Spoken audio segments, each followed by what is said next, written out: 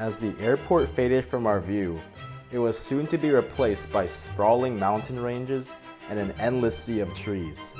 As we left civilization, my mind began to wonder, what new creatures will we see after leaving the hustle and bustle of daily life? So currently it's evening in Alaska and we're searching this boreal forest for moose.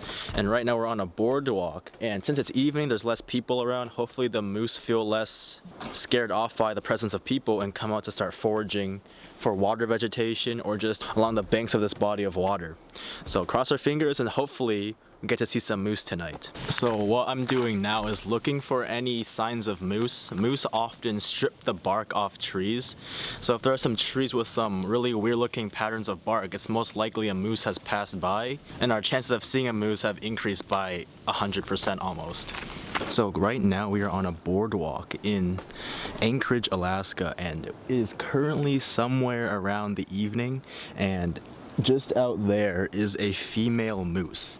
Now, moose are the largest deer species in all of North America, and just like any deer, they are a herbivore. So right now it's currently grazing on the aquatic vegetation here, and unlike most deer, moose are pretty good swimmers. They can go into the water to avoid predators like wolves and just anything that's trying to eat them. They can take off into the water and swim great distances to avoid those predators.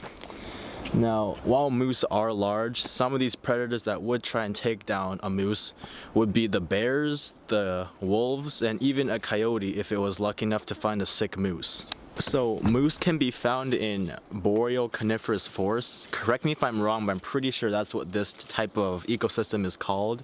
And as long as they have a body of water where they can come and forage for water vegetation, you'll have a high chance of finding them here. And just seeing a moose in the wild is magnificent. So if you do, treasure the moment. Be sure to remember it for years on end. Now, how we know this isn't a male moose is that male moose, of course, they have the large antlers, but they also have a dewlap, which is a type of skin hanging down from this part of their neck. And currently there's only one moose right now. I don't think it's the breeding season, so it's probably just a female moose looking for some late evening snacks. So the name moose has two meanings. One of them is it means the eater of twigs, and another name is he who strips off the bark. And moose are a very popular icon throughout all of Alaska, which makes sense because they're extremely common throughout much of Alaska. And this isn't the best season to see them, but it is pretty good. I'd say winter is more common for moose. Right now it's summertime, but it's not hot enough to make them pretty inactive. If you look at a moose, the hump on its back is very prominent, and that is mostly because of the large muscles they have in their body. And their feet are also very specialized to the weather in Alaska. Because their feet act as snowshoes, they can spread them out so they don't really sink in the snow. So the moose in Alaska are especially unique as they are the largest moose in any other state. Moose in general can eat up to 73 pounds of food a day, and that actually means they eat more than bears in general. Most of the time, moose will rely on their strength and their hooves to ward off predators and other animals like that, as they're incredibly strong. Their whole bodies are compact muscles. If a moose charged an animal, that animal would know exactly what's going to happen, so it will get out of the way immediately. So that really is a problem for most people, as moose aren't really an aggressive animal, but they do get provoked relatively easily. So a lot of people in Alaska are aware that they need to be careful working around in the outdoors, as some people compare moose to being worse than a bear because when a moose charges something, it won't really stop.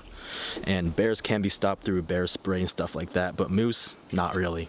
So since moose have so much insulation on them, it makes them pretty bad to adapting to warmer weather. When it gets really hot, moose don't adapt very easily. They get sick, they lose weight a lot, and sometimes they even stop foraging and just seek shelter, so they get very unhealthy. And that's why scientists are afraid that as climate change gets worse, the moose might not be able to adapt, and the population will start to drop and plummet more and more.